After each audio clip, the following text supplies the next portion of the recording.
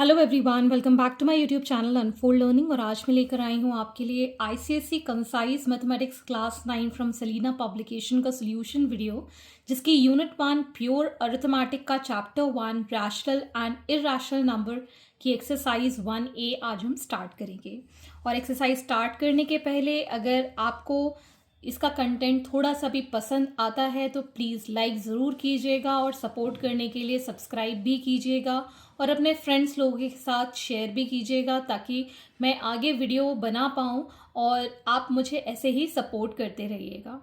तो सबसे पहले हम रैशनल और इरैशनल नंबर के बारे में जान लेते हैं। हमारा जो नंबर सिस्टम है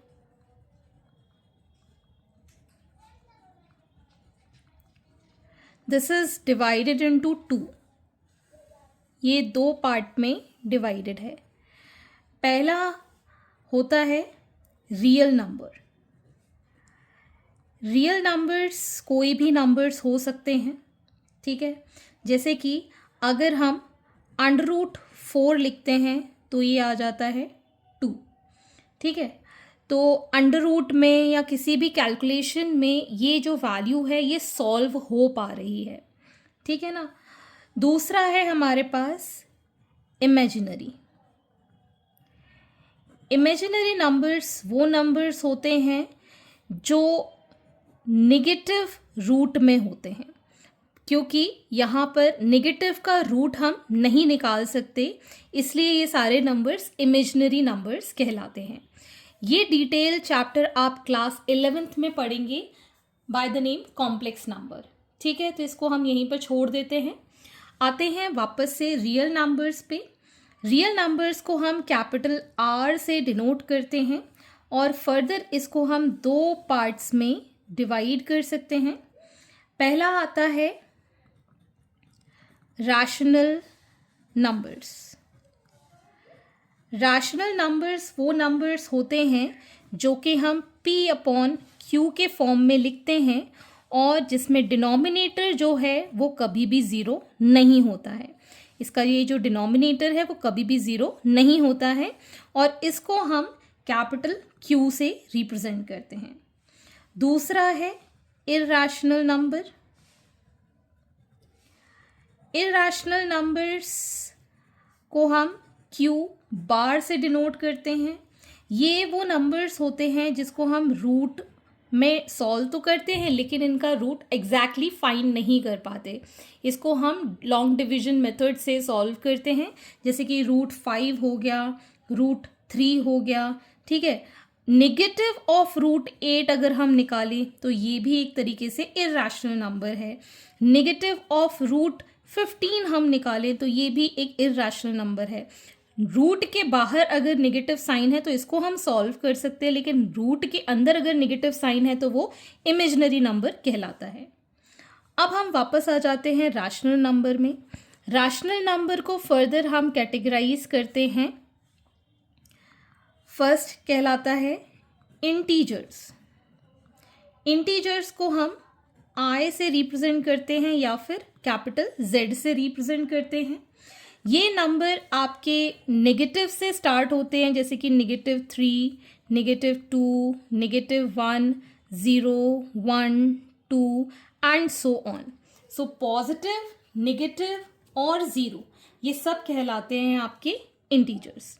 तो यहाँ पर हम इसको फर्दर कैटेगराइज कर देते हैं as negative integers, 0 and positive integers.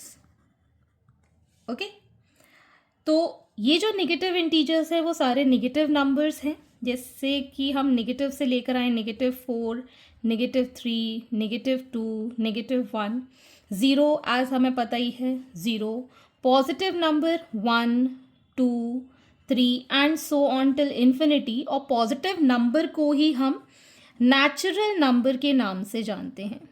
From 1 to 3 we call it as natural number और इसको हम कैपिटल N से रिप्रेजेंट करते हैं। फिर आते हैं non integral rationals. Non integral rationals वो होते हैं जिनको हम फ्रैक्शंस में लिखते हैं, जैसे कि -5/8, 8/15, 2 3/7 एंड सो ऑन। तो ये सब क्या हो गए, फ्रैक्शन में हो गए, पॉजिटिव नेगेटिव मिक्स फ्रैक्शन जैसा भी आपको लिखना है। तो ये हो गए आपके नॉन इंटीग्रल रैशनल नंबर। ठीक है, फिर ज़ीरो और पॉजिटिव नंबर को कंबाइन करके हम कहते हैं इसको whole numbers. We call it as whole numbers, जिसको हम कैपिटल W से रिप्रेजेंट करते हैं, जो कि 0, 1, 2 and so on till infinity तक होते हैं। So this was all about the complete number system. ठीक है, सो जैसे कि चैप्टर में हमको रैशनल और इरैशनल नंबर पढ़ना है, तो सबसे पहले हम रैशनल नंबर के कुछ प्रॉपर्टीज़ देख लेते हैं, जिसको हम P/Q के फॉर्म में लिख रहे हैं। ठीक है, तो अगर हम कोई रैशनल नंबर P/Q के फॉर्म में लिख रहे हैं, तो जैसे कि मैंने बताया, Q कभी भी ज़ीरो नहीं हो सकता। ये सबसे पहली इम्पॉर्टेंट कंडीशन है। दूसरा, अगर ये जो P और Q हैं, इनके अंदर कोई भी कॉमन फैक्टर नहीं है, जैसे कि 3/5, ठीक है, 1 के अलावा कोई भी फैक्टर इसके अंदर कॉमन नहीं है। सो 3 और 5 क्या कहलाएंगे, को प्राइम नंबर्स। ठीक है, तीसरी चीज, ये जो डिनोमिनेटर है Q, ये हमेशा पॉजिटिव होता है, लेकिन जो हमारा P है, it can B positive, negative, कुछ भी हो सकता है, ज़ीरो भी हो सकता है। ठीक है ना, पॉजिटिव, नेगेटिव और ज़ीरो भी हो सकता है। तो ये कुछ इम्पॉर्टेंट पॉइंट्स हैं जो आपको पता होना चाहिए। और जो इंटीजर्स, जैसे कि मैंने बताया था, ये डेसिमल में भी हो सकते हैं एज अ रैशनल नंबर। और अगर हम किसी रैशनल नंबर को ऐड करते हैं तो हमें एडिशन में रैशनल नंबर ही मिलता है। अगर हम सब्ट्रैक्ट करते हैं तब भी वो रैशनल नंबर ही मिलता है। अगर हम मल्टीप्लाई करते हैं तब भी रैशनल नंबर मिलता है। और जब हम डिवाइड करते हैं तब भी रैशनल नंबर हमको मिलता है। तो जब भी हम रैशनल नंबर सॉल्व करते हैं, we get it as the rational number. ठीक है, तो अगर आप किसी भी वैल्यू को लिखने के लिए, मैं यहाँ पैटर्न बता रही हूँ, जैसे कि अगर -3/5 है, ये आपका 3/-5 के ही इक्वल होगा। ठीक है, इसको आप इस तरीके से नहीं लिख सकते हैं, इसलिए -3/5 is the correct representation of writing any P/Q form rational number. ठीक है, ये आप हमेशा याद रखिएगा। और साथ ही साथ अगर माइनस साइन दोनों में है, न्यूमरेटर और डिनोमिनेटर में, तो ये आपका पॉजिटिव रैशनल नंबर हो जाता है, बिकॉज इसमें ये नेगेटिव साइन कैंसिल हो जाता है। ठीक है, अगर न्यूमरेटर और डिनोमिनेटर दोनों ही नेगेटिव हैं, so it becomes a positive rational number. Clear है? नेगेटिव के लिए तो मैंने बता दिया ऑप्शन कि आप किसी भी तरीके से नंबर लिखा हो तो वो नेगेटिव कहलाता है, और अगर दोनों ही नेगेटिव हैं तो वो पॉजिटिव रैशनल नंबर कहलाता है। अब हम थोड़ा सा डेसिमल नंबर के बारे में जान लेते हैं।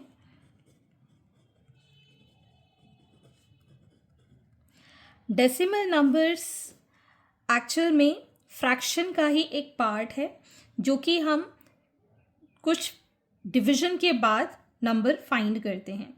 तो ये 3 तरीके के होते हैं। एक होता है टर्मिनेटिंग, दूसरा होता है नॉन टर्मिनेटिंग, और तीसरा होता है non terminating and recurring. Recurring का मतलब है बार बार वो चीज़ रिपीट होना। जैसे कि अगर हम 1/8 लिखें ये फ्रैक्शन को, लेकिन जब हम इसको डिवाइड करेंगे 1 को 8 के साथ, तो डेसिमल पहले हमने लगाया 1 टाइम, ये आ गया हमारे पास 2, 0 लगाया, 2 टाइम्स 16, 0 लगाया, सो ये आ गया हमारे पास 0.125। ठीक है ना। तो ये पूरी तरीके से डिवाइड हो गया, तो मतलब ये क्या है, एक टर्मिनेटिंग नंबर है। ठीक है। दूसरा है नॉन टर्मिनेटिंग। इसका एग्जाम्पल जैसे कि 3/7 हमको दिया है, 3 को हम डिवाइड करें 7 के साथ, डेसिमल लगाया, 7 4 28, 2 आ गया, 0 लगाया, 7 2 14, फिर आ गया 6, 0 लगाया, 7 8 56। ठीक है। अब आप देख रहे हैं यहाँ पर ये डिवीजन होता ही जा रहा है, तो 0.42857142 एंड सो ऑन, और ये चलता ही जा रहा है, नेवर एंडिंग प्रोसेस है। ठीक है। और इसके अंदर ज़रूरी नहीं कि ये मतलब पूरी तरीके से ये कैंसिल ही हो जाए। ठीक है। अब आते हैं हम नॉन टर्मिनेटिंग रिकरिंग में। जैसे कि अगर हम 4/9 लिखें, 4 को अगर हम 9 से डिवाइड करें तो 0.0 लगाया, 9 4 36, we get 5 here, sorry 4 here, again 0, फिर हमने डिवाइड किया 4 के साथ 36, फिर हमारे पास 4 आ गया, फिर हमने डिवाइड किया 4 के साथ 36, मतलब ये आपका 0.4444 एंड सो ऑन, ये कंटिन्यू हो ही रहा है। So it is called a non terminating recurring number. ठीक है। सो डेसिमल नंबर हमारे पास यहाँ पर 3 तरीके के हैं, टर्मिनेटिंग एंड नॉन टर्मिनेटिंग। ठीक। अब बाकी डिटेल्स हम एक्सरसाइज में देखेंगे। So moving on to the exercise 1A. So starting with question number 1, multiple choice type. First question is, let 0 is equal to p by q, where p and q are integers. What additional condition will make 0 equal to p by q a rational number? अब हमें rational number की ऐसी condition बतानी है कि 0 equal to p by q हो जाए। q 0 नहीं हो सकता, तो ये ऑप्शन गलत है। p is not equal to 0, ये भी ठीक है कि 1 2 3 नेगेटिव पॉजिटिव कुछ भी हो सकता है, नॉट इक्वल टू 0 ज़रूरी नहीं है। लेकिन q शुड नॉट बी 0, ये हमारी कंडीशन हमने पढ़ी हुई है कि रैशनल नंबर में डिनोमिनेटर कभी भी 0 नहीं होना चाहिए, तो हमारा ऑप्शन 3 इज़ करेक्ट। ठीक। Now the B part, every non-terminating decimal number is a recurring decimal, real number, non-recurring decimal या फिर circulating decimal। तो circulating decimal नाम की कोई चीज़ होती नहीं है। नॉन रिकरिंग हो सकता है या फिर रिकरिंग हो सकता है। नॉन टर्मिनेटिंग हम पढ़ चुके हैं एग्जाम्पल में। तो ये दोनों कैटेगरी रियल नंबर में लाई करेंगी, तो हमारा आंसर जो होगा that is going to be real number. Next part is 7.478478 is a terminating rational, recurring, neither rational nor terminating, and last one is not real. तो यहाँ पर आप देख सकते हैं 478 रिपीट हो रहा है, मतलब ये बार बार आ रहा है, मतलब ये क्या कहलाएगा, recurring number. Next part is D, 71/75 is. तो पहले हम इसको डिवाइड कर लेंगे। अगर हम इसको डिवाइड करते हैं तो हमको मिलेगा 0.9466 एंड सो ऑन। तो यहाँ पर आप देख सकते हैं 6 बहुत बार रिपीट होता चला जाएगा, तो ये क्या है, नॉन टर्मिनेटिंग है, ये पूरी तरीके से डिवाइड नहीं होगा। So option second is correct. Next part is E. Which of the following is terminating? 13/85, 51/405 and 9/524. तो जब हम इतने सारे नंबर्स को डिवाइड करेंगे तो टाइम कंज्यूमिंग होगा, तो इसके लिए हम एक और मेथड अप्लाई करेंगे जो कि शॉर्ट मेथड है। इसमें जितने भी डिनोमिनेटर्स हैं, जैसे कि इसका 85 है, इसका 405 है एंड 524 है, ठीक है ना, इसके हम फैक्टर्स निकाल देंगे। तो पहले हम 85 के फैक्टर्स निकाल देते हैं। 5 1 5, 5 7 एंड 17 से ये जाएगा 1 टाइम, तो 85 के फैक्टर्स आ गए 5 × 17।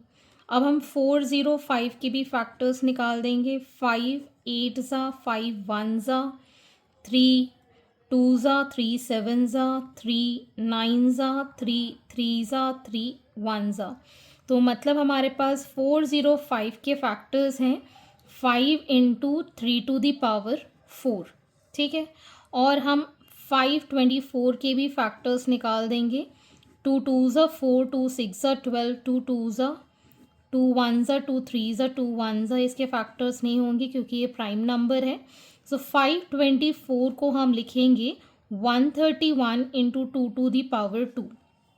अब कॉन्सेप्ट आपका ये कहता है कि कोई भी नंबर अगर टर्मिनेटिंग है तो उसके फैक्टर्स 2⁴m इंटू 5⁴n, जिसमें कि m और n कोई भी नेचुरल नंबर्स हो सकते हैं, ठीक है। सो 2⁴m और 5⁴n होना ज़रूरी है to be terminating.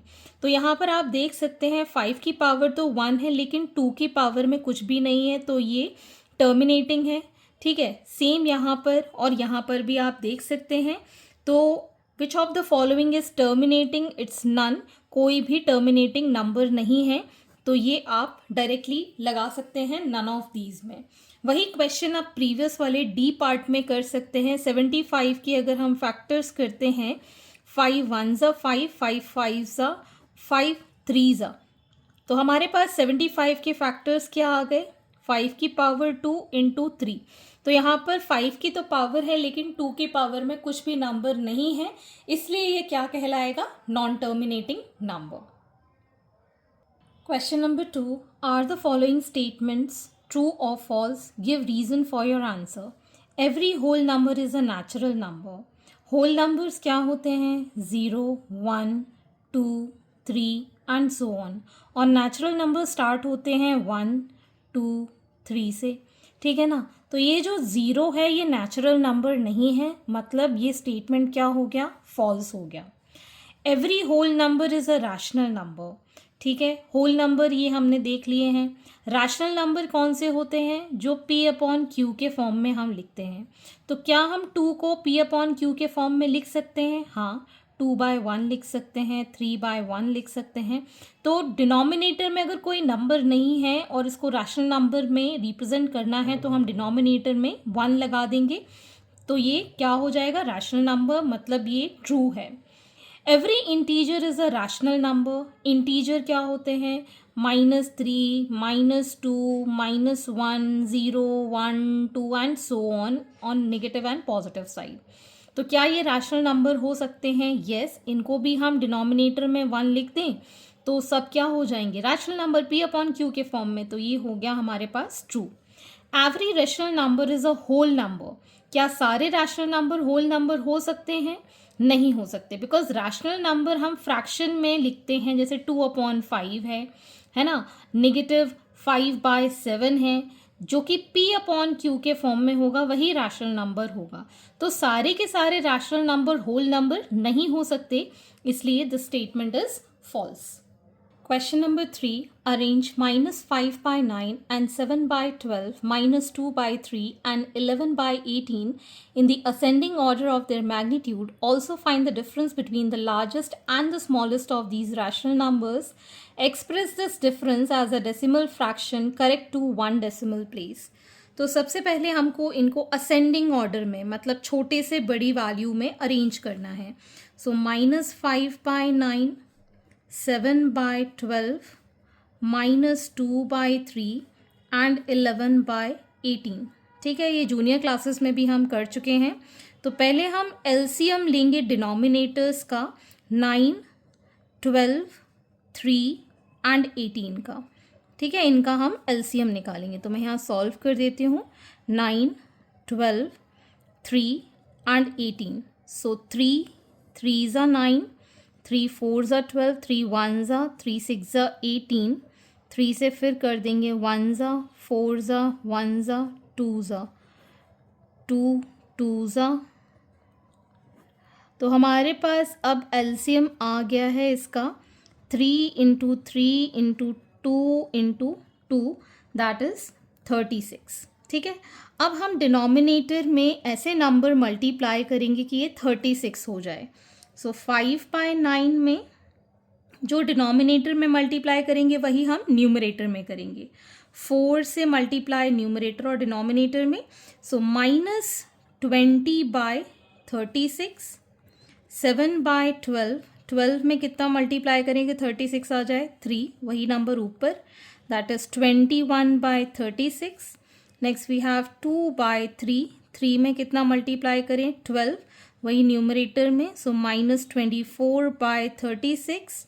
And next we have 11 by 18, 18 में हम 2 से करेंगे, so it will be 22 by 36.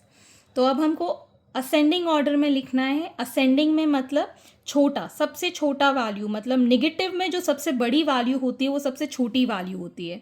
मतलब -24 by 36, -24 is the smallest, -20 by 36, 21 by 36 and 22 by 36. तो आपको smallest number and largest number मिल गया है. अब इसका ओरिजिनल जो है वो हम लिख लेते हैं. देयरफॉर इन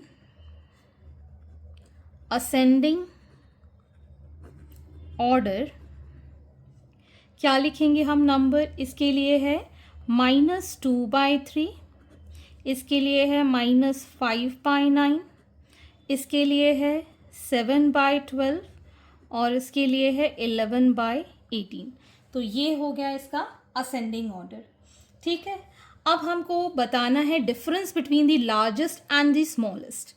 तो अब अगर हम डिफरेंस निकालते हैं तो बड़ी वैल्यू में से, मतलब 11 बाय 18 से माइनस करेंगे -2 बाय 3.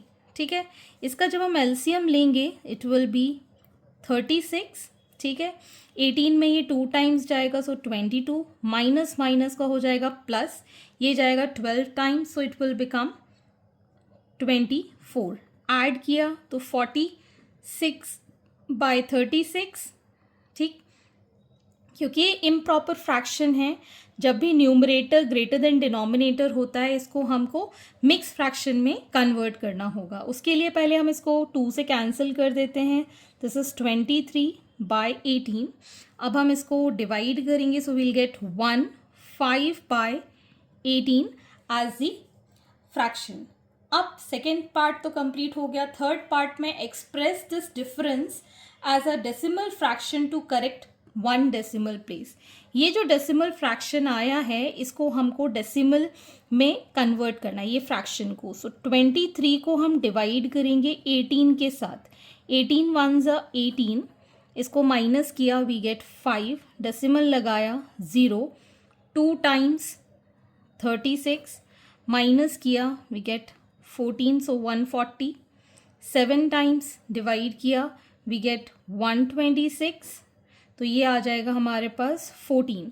तो 1 डेसिमल प्लेस तक चाहिए था, लेकिन हमने ये 2 डेसिमल प्लेस इसलिए निकाला है ताकि ये सिग्निफिकेंट फिगर में हम लिख पाएँ. सो 23 बाय 18 को हम लिख रहे हैं 1.27. तो approximately to 1 decimal place 1.3 is the exact answer. Question number 4. Arrange 5 by 8 minus 3 by 16 minus 1 by 4 and 17 by 32 in the descending order of their magnitude. Also find the sum of the lowest and the largest of these rational numbers. Express the result obtained as a decimal fraction correct to 2 decimal places. तो जैसे कि हमने previous question किया था वो ascending में था, इसमें डिसेंडिंग में, मतलब बड़ी से छोटी वैल्यू डिक्रीज करके आपको लिखनी है. तो सबसे पहले हम नंबर्स लिख लेते हैं. 5 by 8 minus 3 by 16 minus 1 by 4 and 17 by 32. तो पहले तो हम एलसीएम लेंगे. LCM of the denominators, that is 8, 16, 4 and 32. यहाँ पर हम निकाल देते हैं 8, 16, 4 एंड 32. 2 4 ज़ा 8, 2 8 ज़ा 16, 2 2 ज़ा 2 1 ज़ा 2 6 ज़ा, अगेन 2 2 ज़ा 2 4 ज़ा 1 ज़ा 8 ज़ा, 2 1 ज़ा 2 2 ज़ा 1 ज़ा 4 ज़ा, 2 1 ज़ा 1 ज़ा 2 ज़ा, and we have this all. So total we have 2 2 ज़ा 4, 4 2 ज़ा 8, 8 2 ज़ा 16, 16 2 ज़ा 32. सो एलसीएम आ गया है हमारे पास 32। अब हम इन सारे नंबर्स का डिनोमिनेटर इक्वल करेंगे, दैट इज़ टू 32। सो 5/8, 8 में हम कितना मल्टीप्लाई करें कि ये 32 आ जाए। So we'll multiply this by 4। जो नंबर डिनोमिनेटर में करेंगे वही हम न्यूमरेटर में करेंगे। सो 20/32 minus 3/16, again multiplying this by 2, so minus 6/32 minus 1/4, 4 में 8 का मल्टीप्लाई करेंगे वही हम ऊपर करेंगे, माइनस 8/32 एंड 17/32 को एज इट इज़ रहने देंगे बिकॉज ये ऑलरेडी 32 है। अब आपको डिसेंडिंग ऑर्डर में करना है, तो सबसे बड़ी वैल्यू हम देखेंगे बिकॉज डिनोमिनेटर सबके इक्वल हैं। तो सबसे बड़ी वैल्यू है 20/32, फिर इससे छोटी वैल्यू है 17/32, फिर इससे छोटी वैल्यू है -6/32 एंड सबसे स्मॉलेस्ट है -8/32। सो नेगेटिव में जितनी वैल्यू बड़ी होती है उतनी ही उसको वैल्यू हम छोटी मानते हैं। सो देयरफॉर हम इसको ओरिजिनल नंबर्स लिख लेंगे। 5/8 is greater than 17/32 is greater than -3/16 is greater than -1/4। तो हमारे पास लार्जेस्ट वैल्यू है 5/8 और स्मॉलेस्ट वैल्यू है -1/4। अब हमको इनका सम निकालना है, ठीक है। 5/8 प्लस -1/4, तो एलसीएम आ गया हमारे पास इसका 8, 5 1 प्लस माइनस का -2, सो इट इज़ 3/8। ठीक, अब हम इसको फ्रैक्शन में एक्सप्रेस करना है इसके आंसर को 2 डेसिमल प्लेस तक। तो 3 को हम डिवाइड करेंगे 8 से, तो पहले तो हम डेसिमल लगा देंगे। सो 8 3 24, माइनस किया 6, 0 आ गया। 8 7 56, माइनस किया 4 आ गया, 0 लगाया। 5 40, ये कम्प्लीटली डिविजिबल है। We get the answer equal to 0.375। हमको 2 डेसिमल प्लेस तक चाहिए था, 5 है, इसलिए हम सेकेंड वाली प्लेस को राउंड ऑफ कर देंगे, 0.38 हमारा आंसर हो जाएगा। Question number 5. Without doing any actual division, find which of the following rational numbers have terminating decimal representation. तो जैसे कि हम MCQs में भी देख चुके हैं कि terminating decimal होने के लिए 2 to the power m into 5 to the power n ये इसके फैक्टर्स होने चाहिए, तो ही ये terminating decimal होगा। तो फर्स्ट पार्ट है 7/16, तो 16 की अगर हम फैक्टर्स करें तो 2 इंटू 2 इंटू 2 इंटू 2, मतलब 2 की पावर 4 लिख पाएंगे, ठीक है। लेकिन इसको हम 5 की पावर 0 के साथ मल्टीप्लाई कर सकते हैं, because anything to the power 0 is 1, ठीक है। तो इसको अब हम एक्सप्रेस कर पाएंगे एज 2 की पावर 4 इंटू 5 की पावर 0। सो ये हम एक्सप्रेस कर सकते हैं, m कितना हो जाएगा 4 और n कितना हो गया 0। So it is a terminating decimal. So यहाँ पर हम लिख सकते हैं it can be expressed in 2 to the power m and 5 to the power n form, so it is terminating। ठीक, अब है 23/125। 125 की अगर हम फैक्टर्स करें, सो 5 इंटू 5 इंटू 5, मतलब 5 की पावर 3 हम लिख सकते हैं, और अगर हम 1 से मल्टीप्लाई करें मतलब 2 की पावर 0 के साथ, तो ये भी हम ऊपर वाले फॉर्म में लिख सकते हैं। Therefore it is terminating. ठीक, नेक्स्ट वी हैव 9/14। ठीक, तो 14 की अगर हम फैक्टर्स करें 2 इंटू 7, ठीक है। तो 2 की पावर 1 और 7 की पावर 1, अगर ये 7 नहीं होता तो ये टर्मिनेटिंग हो सकता था, लेकिन इसके अंदर 7 भी है और 5 के साथ भी अगर हम इसको मल्टीप्लाई करेंगे तो भी ये उस फॉर्म में कन्वर्ट नहीं होगा, सो इट इज़ नॉन टर्मिनेटिंग। ठीक, नेक्स्ट वी हैव 45, 32/45, 45 के फैक्टर्स 3 इंटू 3 इंटू 5, मतलब 3 का पावर 2 और 5 की पावर 1, तो ये भी कन्वर्ट नहीं हो सकता बिकॉज इसमें 3 एक और फैक्टर है, बिकॉज इसके अंदर 3 एक और फैक्टर है, so it is non terminating.